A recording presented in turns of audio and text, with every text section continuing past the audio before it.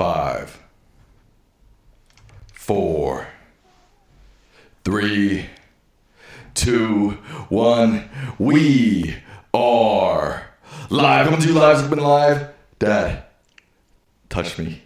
Touch my hand. We're not apart. We are together. This is the new Lichtman Live.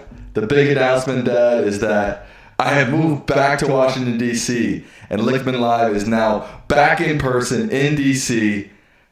This is pretty incredible news, huh, Dad? It's amazing news. You know, we're really glad to have Sam back, and I think the show works best when we're together live. Not that it's, you know, a big difference via Zoom, but I think the chemistry is better, the appearance is better when we do it live together rather than remotely. Okay, hold on. Apparently there's an echo. So we're gonna go to plan D on the audio. The reason we were late is I was trying to figure out the audio. It's a new setup. It's a new setup. Hold on, Dad. I don't have all my stuff here yet from LA. If you didn't know, okay, we're gonna have to pass this mic back and forth, Dad. That's okay. Okay, this is gonna be wild. Yeah. So, wait, hold on. Let me just explain for a second. So, what is happening, guys? There, everybody says perfect. yes. You don't need to grab the mic every time I hand it to you. Just talk. All right. What do you want me to talk about? Nothing. Okay, guys. Sorry for the craziness that's going on right now. I just moved from Los Angeles back to DC to work on this show full time and to work on my own channel full time. So essentially what I'm doing is I will be working on this channel full time. And I just moved from Los Angeles, so I don't have all my equipment with me yet. But we do have a new camera. We got lights, but we only have one microphone right now. So that's the issue right now. That's the surprise. Back to the surprise. Guess what? My new book, it's not the final published version. It's the uncorrected page proofs, which I am now going through, but it will be out on September 1. This is a path-breaking work that totally re-explains and revises what American conservatism is all about. It goes through 100 years of the American conservative movement to show that what conservatives profess to stand for, things like limited government, states' rights, fiscal responsibility, law and order, strict construction, free enterprise, traditional Christian values are not what they stand for at all. These are dispensable, changeable ideas for public consumption to conceal what conservatism is all about for the last 100 years and explains their policies and practice. Two things, and two things only. Advancing private enterprise, not free enterprise. That's why we see things like tariffs, which, totally bust free markets, subsidies, loans, business-friendly legislation. And the second thing it stands for is the right's own very narrow, very distorted view of traditional Christian teachings that ignores the vast bulk of Jesus' teachings about the dangers of greed and wealth. My arm is getting tired. The dangers of greed Here, I'll hold it. and wealth, care for the poor, the marginalized, the sojourner, fidelity to truth. And further, the book explains that Donald Trump did not hijack or subvert American conservatism. Rather, when you read the book, you'll see he is the logical culmination of 100 years of the American conservative movement. The good news, although it won't be fully out until September 1, it's now available for pre-order. You can pre-order it at the Notre Dame Press website. This is published by the very prestigious Notre Dame Press. Interestingly, a heavily Catholic institution. And of course, it's also available on Amazon for pre-order. We'll be spending a lot more time as we go through debating, discussing the findings and theses of this book. Nice. Okay. I'm seeing people in the chat. Whose mic was better, mine or my dad's? Put Dad if his mic was better, and put Sam if my mic was better. Because now people are saying that this mic isn't good. The other mic was good.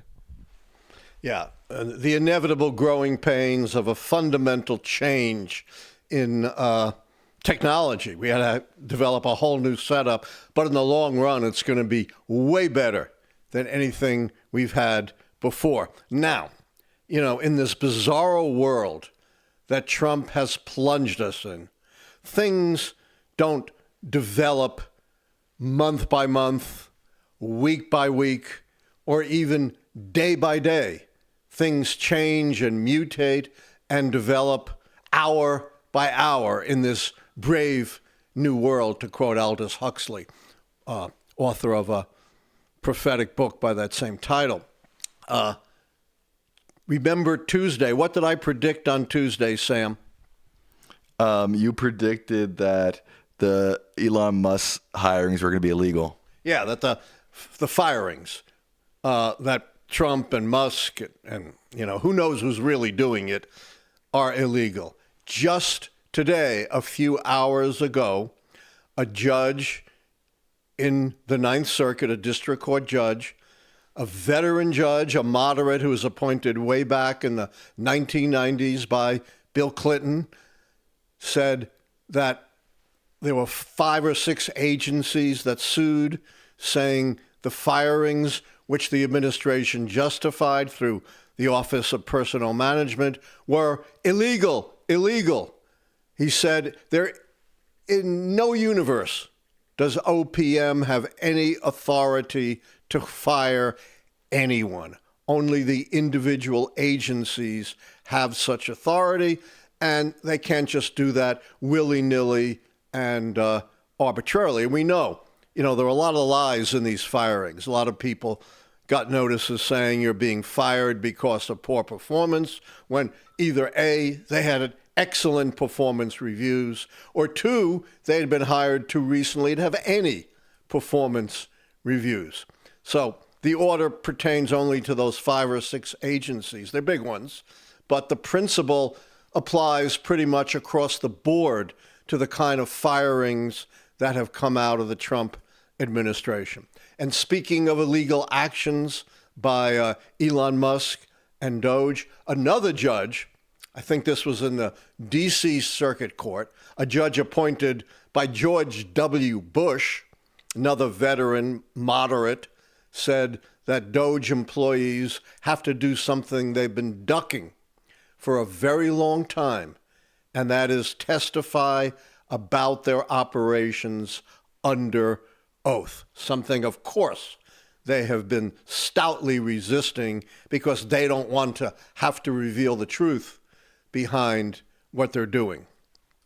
More broadly, Donald Trump has promised that the golden age would begin on day one of his administration. We're, a little bit past now 1 month of the Trump administration. And what has that golden age consisted of? On the economy, rising prices, plunging consumer confidence, almost at a record, markets tanking.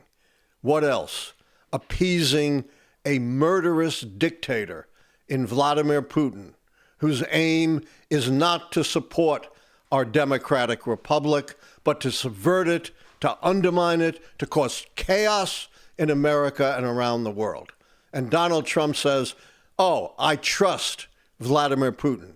Trust the guy who's constantly breaking his word, who invaded Chechnya, who invaded Georgia, who invaded Ukraine. And Trump had tried to rewrite history and said it was really Zelensky that somehow was responsible for the gratuitous, brutal Russian invasion that's committed all kinds of atrocities and war crimes. What else? Ruining the lives of people who were fired, who are now struggling to pay their medical bills, feed their kids, pay their rent, pay the mortgages.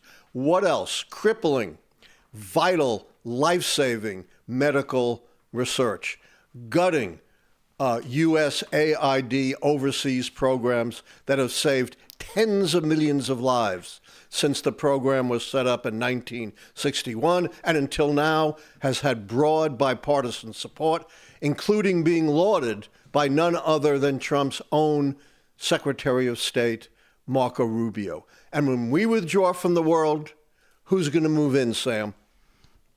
China. And Russia, all of our adversaries who, believe me, do not wish us well. And there's more.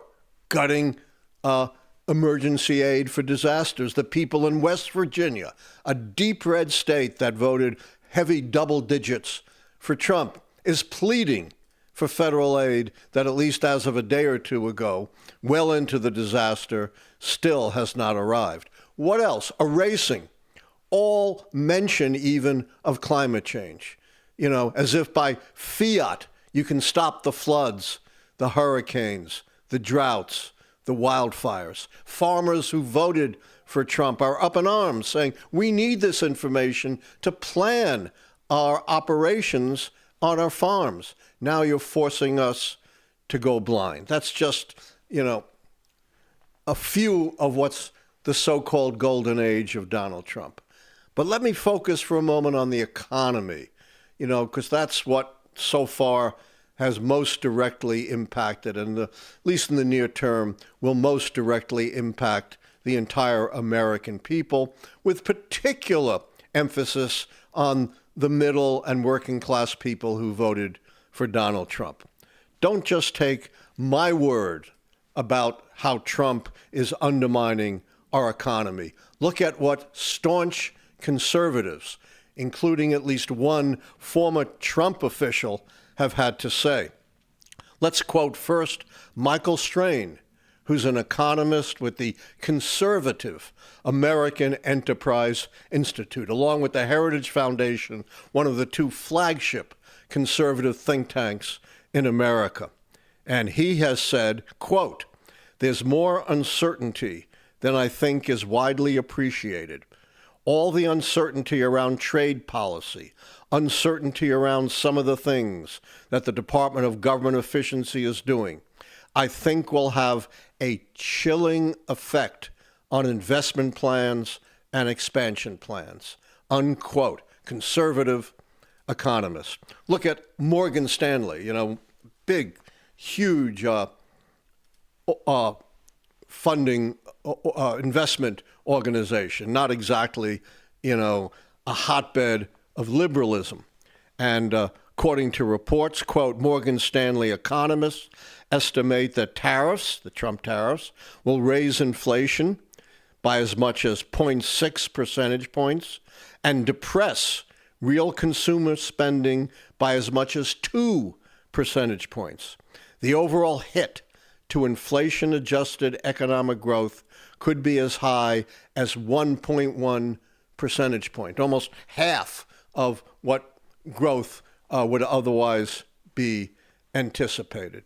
Finally, let's look at what a Republican member of the Senate, one of the very few moderate members left, Lisa Murkowski of Alaska, has said about the effect of cuts in her home state. She says, quote, "Dozens of Alaskans are being fired as part of the Trump administration's reduction in force order for the federal government. Many of these abrupt terminations will do more harm than good, stunting opportunities in Alaska and leaving holes in our communities." Now, let's look at the supposed savings from firing federal employees. This is supposedly the rationale. We have this bloated, overblown federal civil service. We've got to save money, save the deficit by firing people. Sam, in the last 50 years, way more than you've been alive, how much has the federal workforce grown? I don't know. 0. It's yes. How's that possible? Because, we have automated systems. We've grown vastly more efficient. There is almost no waste or fraud in the system, despite what Trump and Elon Musk are claiming. In fact, there have been debunking showing, their claimed savings from waste and fraud. This. Yes, are virtually non-existent. Now I could give you a noogie now that we're in person. Oh, no. Maybe we should go back to remote. No. All right. Hasn't grown in 50 years. Most people think the federal workforce is some huge percentage of the federal budget. In fact, it is 6.6% of the federal budget. You could fire a third of the federal workforce, and you still would not be making a dent in the federal budget. Moreover, as Senator Murkowski pointed out, you don't get necessarily savings from firing people because there are collateral costs for everyone that you fire. You're taking money out of people's pockets. That means they're hurting the economy because they can't spend money. If they're unemployed, they're going to put pressure on unemployment compensation, which has to be paid to them. They're not going to be paying taxes if they're unemployed.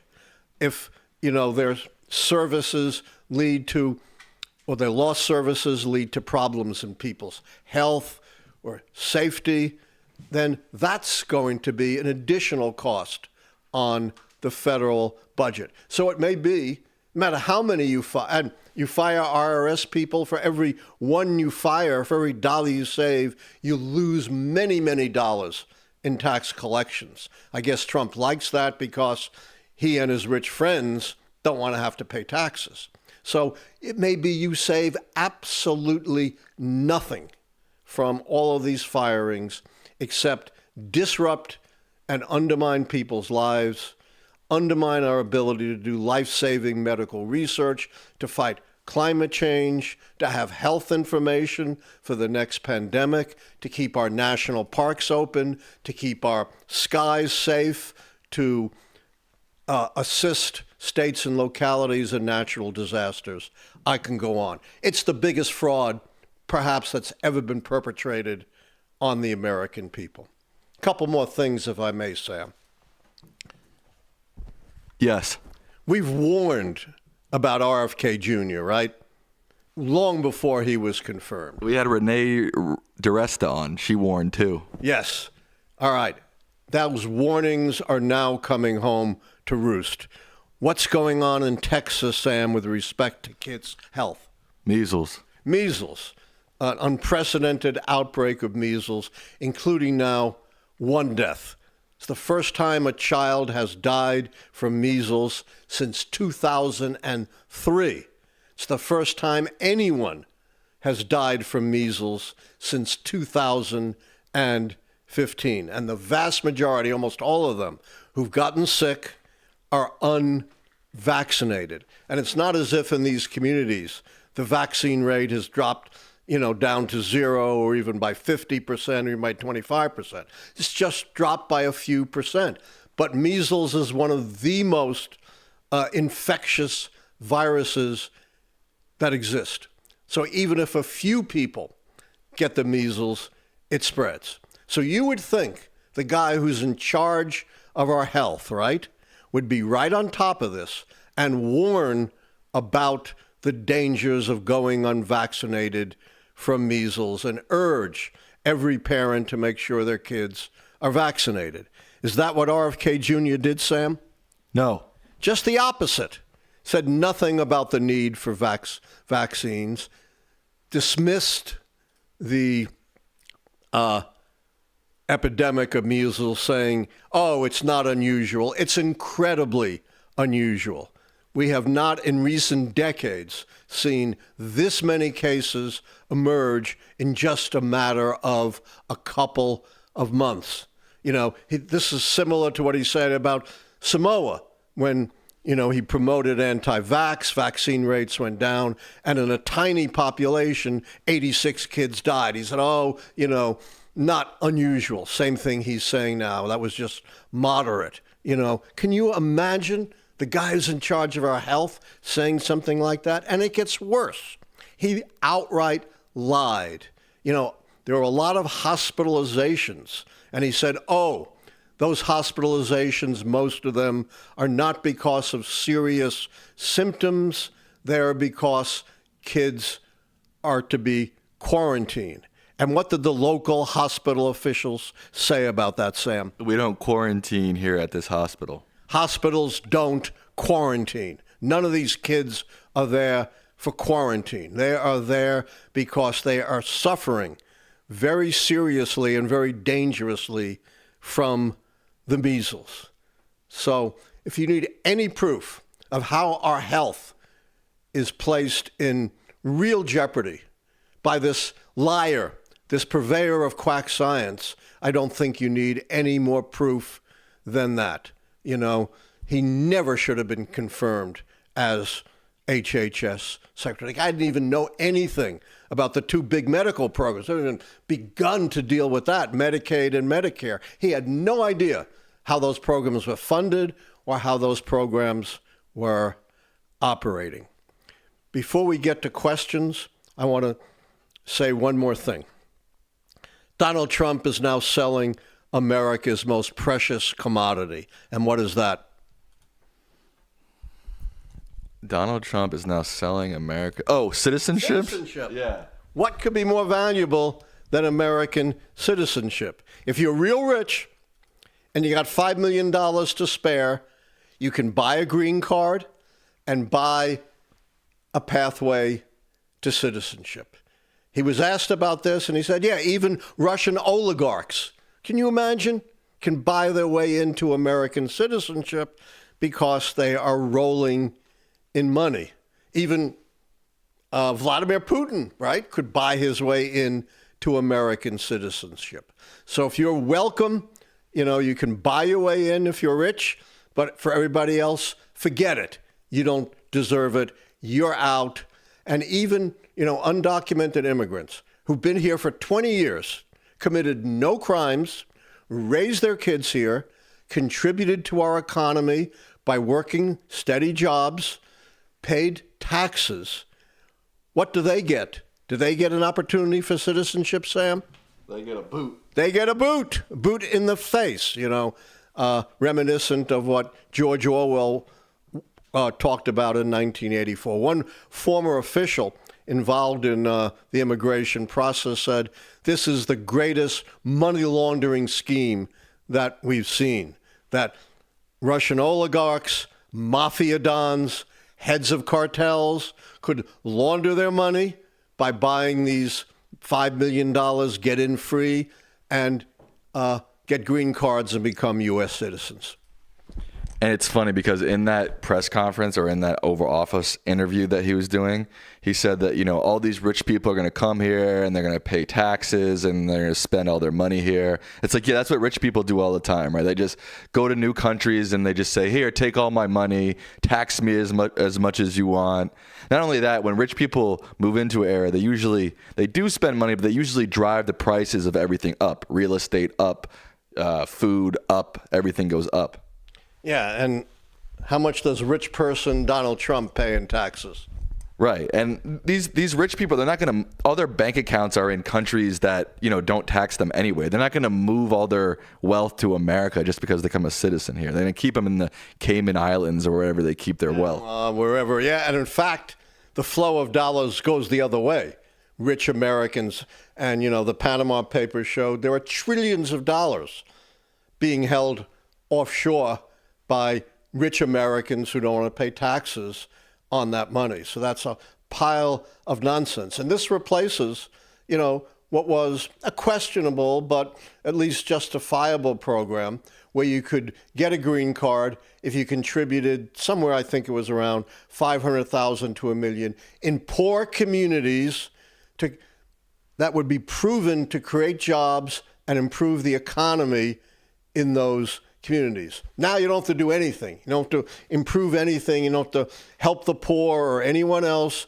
Just got to pony up your $5 million. If you want, you can give me $5 million, Dad. Oh, let me search my pockets. Yeah, search your pockets. Yeah, I don't think I have that much today. Okay, damn. Besides, I'm already a citizen. Yeah, but you're not a citizen of my country. Oh, that's true. And, whether you're a citizen or not, Trump may have you produce your papers, prove you're a citizen if you want to vote. That's a bill that Trump and Republicans are sponsoring. Technically, under this gold card, couldn't Vladimir Putin become a citizen? I think I mentioned that. None of just Russian oligarchs, Vladimir Putin, Kim Jong-un, Oh, here's someone else who I'm sure would take advantage of this.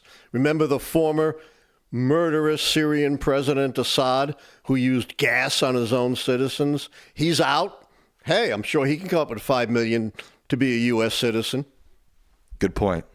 Anything else you want to add before we get to questions? I think I've probably said enough at this point. What time is it? 9:33. Yeah, I think it's time for questions. Man, you do this late at night. This is weird. Very weird. I usually do this at 6 p.m. I'm about to fall asleep. Yeah, you got to readjust to East Coast time. It's 3 hours, a big adjustment. Yeah, if you're just tuning in, the big surprise, the major update is that I have moved from Los Angeles back to Washington, D.C. to do YouTube full time, to focus on this show and my own channel as well. We actually have a question for everybody at home. So because my last day on my job is tomorrow, and after that, again, I'll be focusing full time on YouTube. We can now do this show at any time. That's right, because we now have eliminated the time difference. Let me say the other big surprise is my book is now available for pre-order on the Notre Dame University Press website and on Amazon. We'll be talking a lot about this book. It's an update and expansion of my 2008 book, which some of you are familiar with, White Protestant Nation, The Rise of the American Conservative Movement. That was a finalist for the National Book Critics Circle Award in general nonfiction. That's all nonfiction books published in the U.S. Okay, so should we do a poll about what time we should now go live? Yeah, and I'm going to grab a drink while you... Okay, while I do the... Okay. We can also do the same time. It's up to you guys. What time should we go live? So I'm going to say same time. So 9 Eastern time, 8 Eastern time, 7 Eastern time, 6 Eastern time. We can only do 4 options, Dad. That's fine. 9, 8, 7, 6. Yeah, that works. No, I'm not going to do it before 6. Okay. No? You don't want to do it at like 4? I think people are still working. Yeah, but some people watch while they work. I don't know. We'll start with this and see where it goes. Okay. So we need you all to vote in the poll. What time should we go live? It could be the same time. It could be earlier. The options now are 9 Eastern, 8 Eastern, 7 Eastern, 6 Eastern.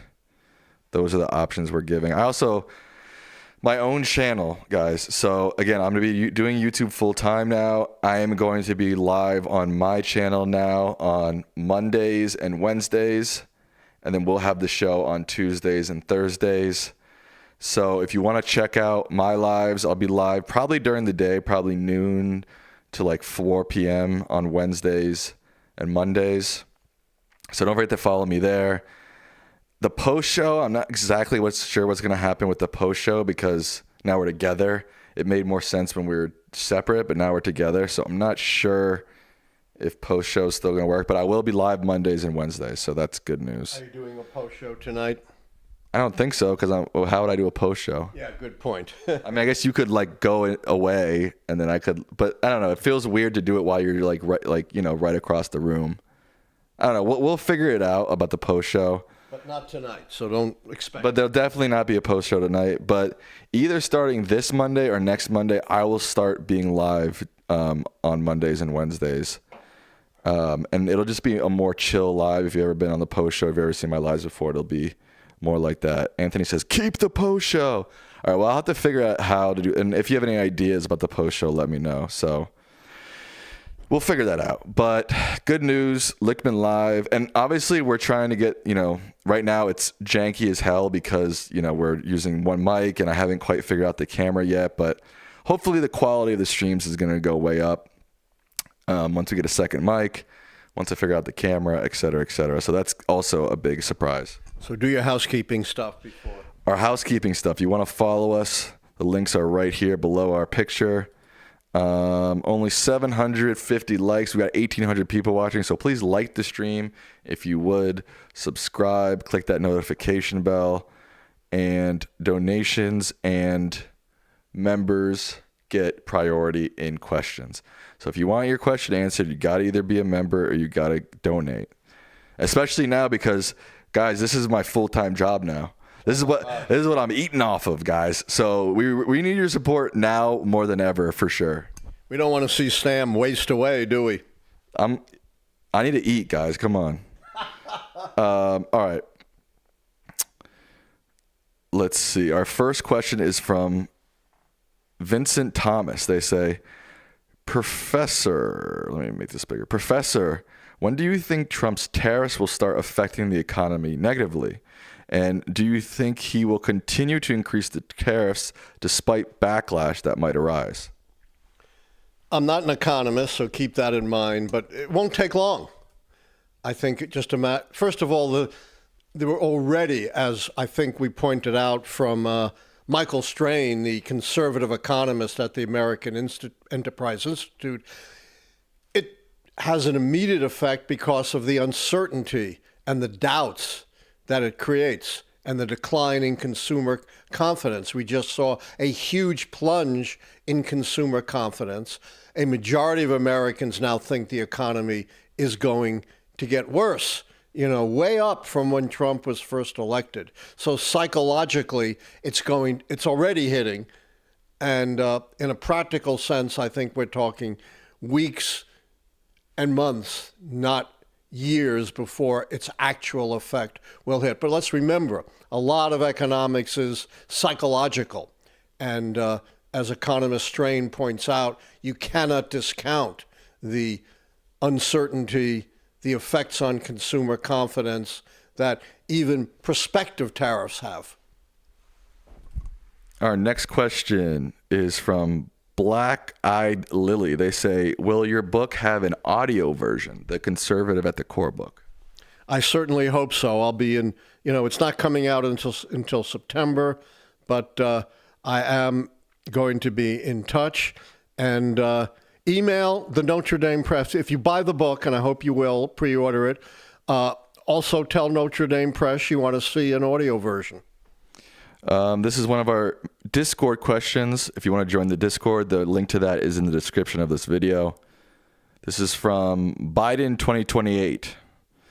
That's a fun. Come on, bro. This is a real optimist. Yeah. They say, Professor, what do you think of Trump's meeting with Keir Starmer?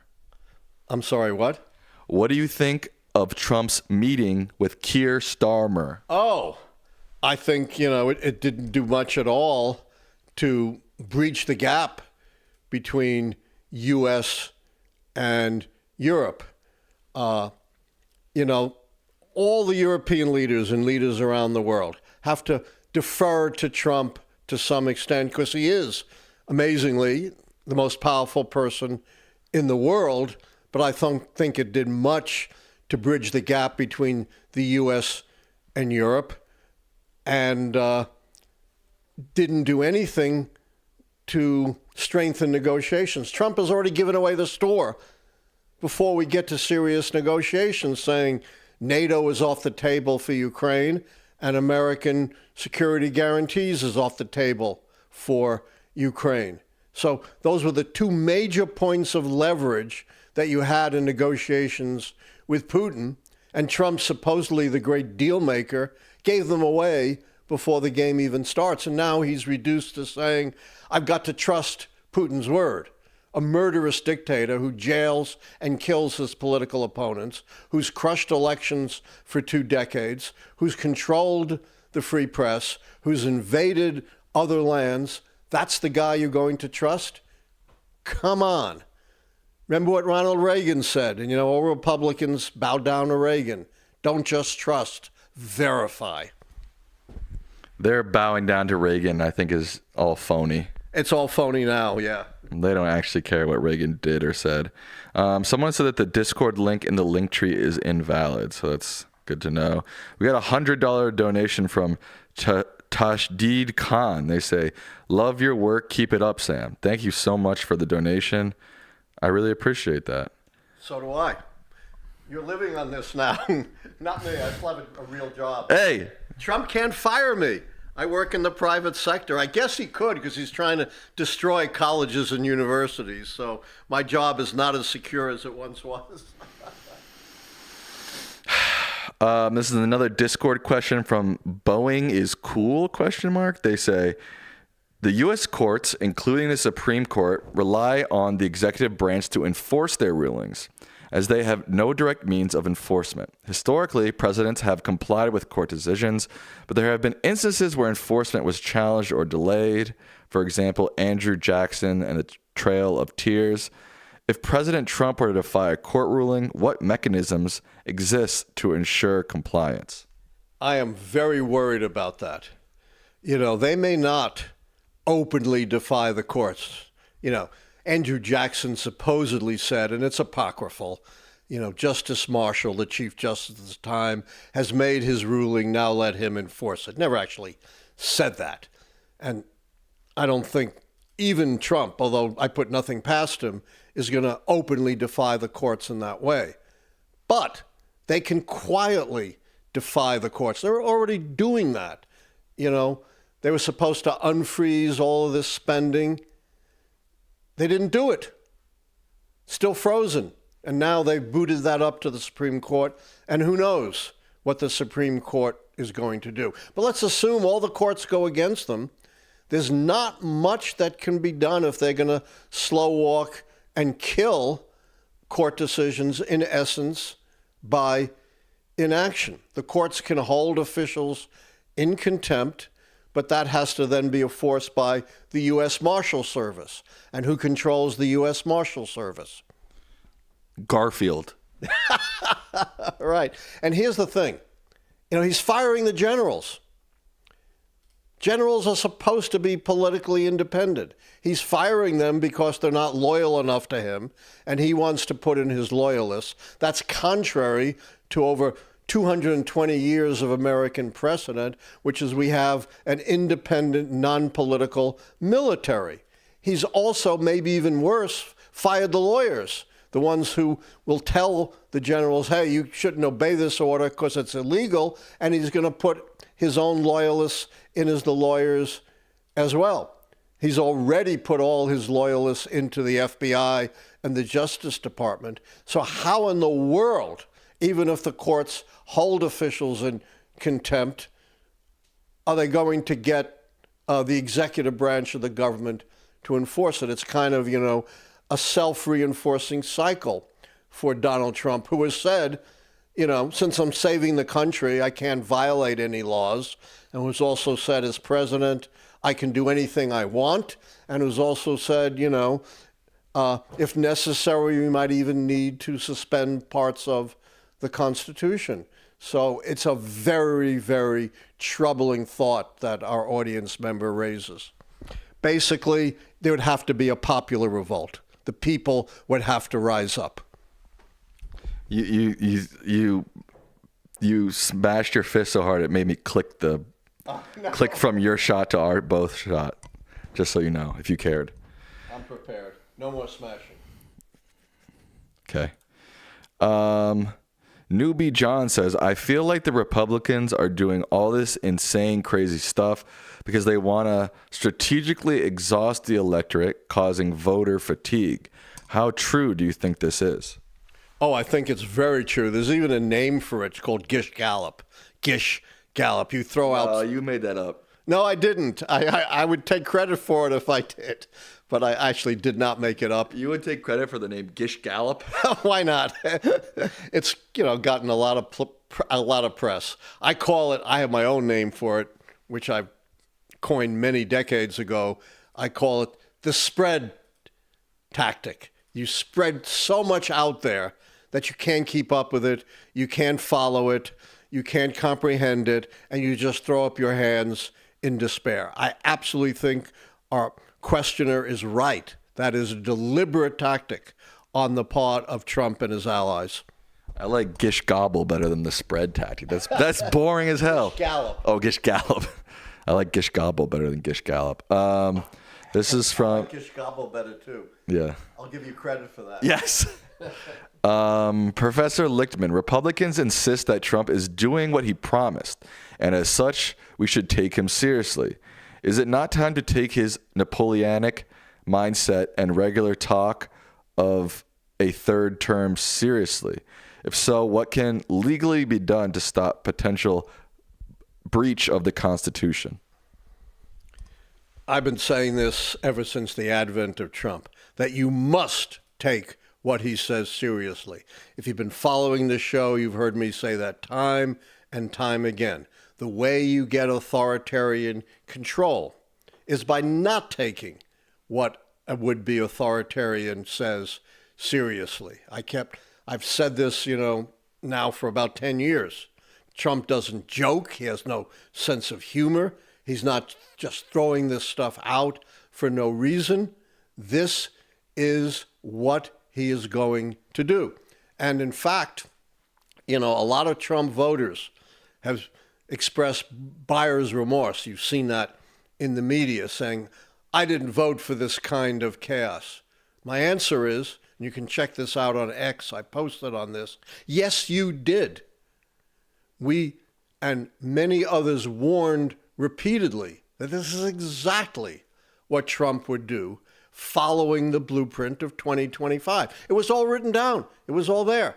And if you believed that Trump had nothing to do with Project 2025, even though it was drafted by his former staffers, didn't know anything about it, then as I've said many times, I've got a big bridge in my hometown of Brooklyn to sell you. Really, there are only two ways to uphold our Constitution. We already talked about the fact that, there is a third branch of government and the courts have to do it, but ultimately it comes down to the American people. Get in the streets, protest, contact your senators and your representatives, organize to vote. Vote. There are ways that the people can exercise control. And that's critically important because we shouldn't just be counting on the courts for the reasons we just explained. I want to give a quick shout out to Hillary Hacks. It's their birthday. Happy birthday to Hillary Hacks. Happy birthday, yeah. Our next question is, what are your thoughts on the Jeffrey Epstein cases that are coming out? Do you think they may have altered Trump's name, or I guess taken off Trump's name from the plain list? It wouldn't surprise me one bit if they excised any reference to Trump or any close associates of Trump from the Jeffrey Epstein records. This would be, in fact, not surprising, but typical of what you expect from the Trump administration. Oops. Samuel. Sorry. With possible U.S. isolation from Europe and other allies, what does this Trump union with Russia mean globally, particularly with regards to China, Taiwan, and unsettled Russia-China border region of Damarsky? Yeah, that's a little bit too much, in the last few minutes to get into, but I will get into the critical thing, and that is China and Taiwan. Trump has made it crystal clear Putin can do what he wants.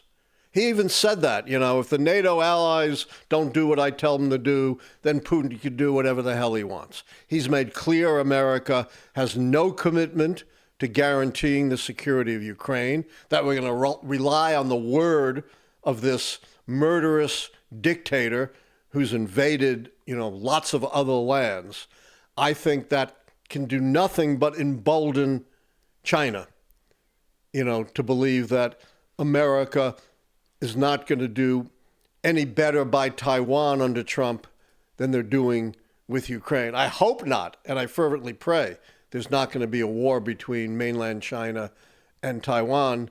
But what Trump is doing is playing an incredibly dangerous game, just like the isolationists, prior to Pearl Harbor, embolden the Nazis, the fascists all over the world. People really didn't like my burp. They're attacking me in the comments. They're saying it was gross. His dad forgives him, and you should too. Oh, okay. Thank you, Dad. What advice would you offer to college educators who are feeling anxious about the future of their profession? Given the challenges facing higher education today, do you see reason for hope? I am very, very worried about the fate of higher education. The previous president of American University emailed me, Neil Kerwin, great president for about a decade, said, you and I have perhaps lived through the last golden age of higher education in America. There are so many elements of contradiction and hypocrisy in what Trump and his allies are doing. One of the biggest ones is saying, we are for free speech, and it's the left that squashes free speech. They don't actually prove anything. But what they are doing with education is exactly the opposite of free speech. They are dictating that educators must teach according to Republican conservative orthodoxy, even though it bears no relationship to the truth. Just look at Project 1776. You can find it on the web. It's the Trump-sponsored American history guidelines. It was so roundly condemned by virtually every important scholarly organization, by the executive director of the American Historical Association, as having had very little relationship to the truth about American history. And yet they want us educators to somehow conform to that. And, join a union, join the AAUP, speak to your president and provost and administrators, get together in your institution how you can be best protected. And I'm particularly worried. I'm in a private institution, not entirely insulated because we do get, federal monies of various kinds. But I really worry about my colleagues in public colleges and universities, particularly in states like Florida and Texas, where there has been a drastic crackdown on the freedom of professors to tell the truth and to speak freely. And the best defense of that is, for professors to get together collectively and try to be a counter to what their government is doing. And of course, participate in voting them out. Well, people are still going in on me on that burp. Look, guys, I apologize. You're right. That was gross. I shouldn't have done it. I forgave you. People are obsessed with it. They're talking more about the burp than they are about the show. You've overshadowed me. I know. Who would have thought? Jeez. What's your reaction to the news that the Washington Post and Jeff Bezos has changed their opinion section? Do you want to comment on that? Yeah, Jeff Bezos, assuming that's how it's pronounced, totally corrupted the Washington Post. Here's the problem with billionaires like the owners of the Post or the Los Angeles Times, or big corporate giants that own the broadcast media. The problem is they are kowtowing to Trump. Billionaires, big corporations are driven by two things: fear and greed. And Trump is exploiting both of them. They are afraid of retaliation from Trump, and they are greedy for the benefits that Trump can dole out to them. We had a whole lecture on that, how Trump is the anti-populist, how his policies aid and abet the rich, not the ordinary folks that the populists were all about. So I think what Bezos has done is his best to destroy and undermine a once great newspaper, and people are voting with their feet by canceling subscriptions. I canceled my subscription, and many of the best staffers at the Post are also voting with their feet by leaving. And it's not just his changing the editorial opinion, I think, to say now. It's kind of like the Wall Street Journal about free speech and free markets. And of course, the right wing is exactly the opposite of advocates and supporters of free speech. But, what he's doing conforms to what Trump would like him to do. And, this became notorious, his actions when he nixed at the last minute an editorial endorsing Kamala Harris. He also nixed a cartoon kind of lampooning him and Trump, and he nixed an anti-Trump advertisement. That's not the way you run a newspaper in a free country. That's the way newspapers are run in Russia, and Trump would just love to have the kind of control over the press that Putin has or Orban has in Hungary. Our next question is from Mickle Cooper. They say, after their 2020 loss, Republicans quickly aligned with Christian nationalists and focused on organizing at local and state levels, passing voter suppression laws, book banning, and other initiatives that helped them dominate lawmaking. Meanwhile, Democrats seem to rely on the belief that the national level improvements would be enough to win in 24, and now they've been outplayed. History shows that ground-level strategies are often key to overturning entrenched power, like the civil rights movements, local court battles, and grassroots efforts. If Democrats were to adopt a similar ground-level strategy today, what do you think that should look like? It's an absolutely brilliant commentary. It's more of a commentary than a question, and I couldn't agree more. Democrats have been outplayed both through what Republicans have been doing by supporting Christian nationalism, which is upheld by a majority of conservatives. It's not a minority opinion at the local level. This was originally pioneered by Ralph Reed back in the 1990s when he was executive director of the Christian Coalition, and now that kind of strategy has been revived. And the other thing, of course, that I've said, Republicans have outplayed Democrats by having a vastly better message. And thirdly, I guess I would add, they play hardball. Democrats play wiffle ball. They're afraid to do things. Oh, my God, if we do this, the Republicans might retaliate. I've said 1,000 times, you cannot adjust what you're going to do by fear of what your opponents are going to do. They're going to do what they're going to do anyway, no matter what you do. So I think it's extremely important that the Democrats revive efforts at the state and local government. And I've seen some signs since then that they're doing that they develop a clear and simple, compelling message. I see very little sign of that at all. And I've kind of advocated a truth squad, where they not modeled on the shadow cabinet, but not called that. It's a terrible name, where they expose the falsehoods about what Republicans and conservatives are doing. And that's not hard. It's all in my book. And develop their own positive message about what Democrats have done for ordinary people. Joe Biden achieved more domestic accomplishments than any president since the 1960s, but nobody knows that. Nobody knows how much he's done for ordinary Americans with bringing down prescription drug prices, opening up more opportunities for health insurance, establishing infrastructure projects in our state and local communities, bringing down child poverty rates. What did Trump do for ordinary Americans in his first term?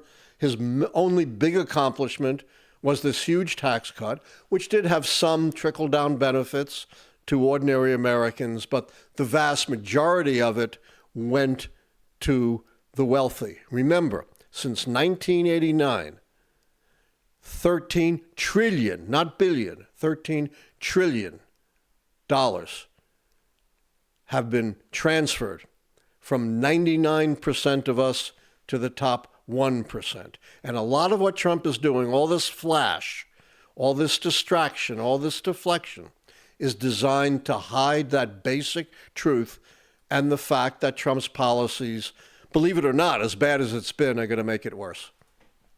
I think we're past 10. Yes, we are. We started a little bit late, but... All right, 3 more questions. We have a new poll up. It says, was the burp offensive enough to turn the social unrest key? Oh, absolutely, yeah. Oh, I think Trump has lost the social unrest key now. Oh, geez. Wow, who knew? How about the results of our poll? Yes. Let me get back to that. The results of our poll, 44% say 9, 33 say 8, 13 say 7, and 9 say 6. So it literally went from highest 9 and went all the way down. No majority. No majority. I also... How many respondents? 985. But I also wonder if because we're asking during the live that people can make at 9, everybody who wants 9 is going to say 9 now. Yeah, it might be a self-fulfilling prophecy. We might do another poll on a post too, just to make sure this is real. But yeah, right now it seems like 9 wins. All right, 2 more questions. It's really getting pretty late. 2 more questions. Oops. What are your thoughts on Stephen Levitsky, co-author of How Democracies Die, labeling America as competitive authoritarianism? I'm not sure what that means. Yeah, that's a very prescient and important book, and I think it does go a long way, along with other books like Spin Doctors, Tom Snyder's books. I'm not sure it's Tom, but Professor Snyder's books on how democracies can die from within, not from attacks from without, and in particular through the control of information and public opinion and the voting process. All right, we'll end with a real good old history question, since you are a historian. The question is, what are your thoughts on McKinley's presidency? Well, McKinley was the anti-populist. Trump claims to be a populist, but he says, one of his favorite presidents, maybe along with Andrew Jackson, is McKinley, who is the anti-populist. He ran against William Jennings Bryan, whose campaign was a fusion of the Democratic Party and the Populist Party, and who advocated many of the populist reforms on behalf of ordinary workers and farmers. So, indeed, I think Trump's advocacy for McKinley gives the lie to the notion that he is even remotely a populist. I'm not a big fan of McKinley. His 2 big things were he really begins American imperialism with the Spanish-American War, by which we acquired Philippines, Puerto Rico, a protectorate over Cuba of the territories, and to hold on to the Philippines, we had this horrible, bloody, racially tinged war. And of course, his other big contribution was protective tariffs for business and support for the gold standard. All right, with that, we will wrap up Lichtman Live for the night. Remember, folks, the big news is I'm back in D.C. He's here. I walked into my dad's room today. I'm staying with them for a night or two while I get into my new place. I walked into his room today, and I said, hey, I walked in and I said, hey, just calling to say hello. And then I was like, well, I'm not calling. I'm in the room with you. Right. So big news. I'm back. The quality of the stream, again, tonight's quality was a little wild just because I had to set up in a rush. I don't have all my equipment yet, but the quality of the stream should go up. My own channel is going to start doing some full-time stuff too as well. So a lot of good news. We're here. We're in DC. We're here to stand up to Trump. We're here to do Lichtman Live. We're here. Don't forget, Sammy Licht, at Sammy Licht, my YouTube channel. If we're going to be going late, I might even do a pre-show before I get here. I don't know. We'll see. I have to figure it all out. But the good news is Lichtman Live in full effect. That's right. And the other good news is the book's available for pre-order.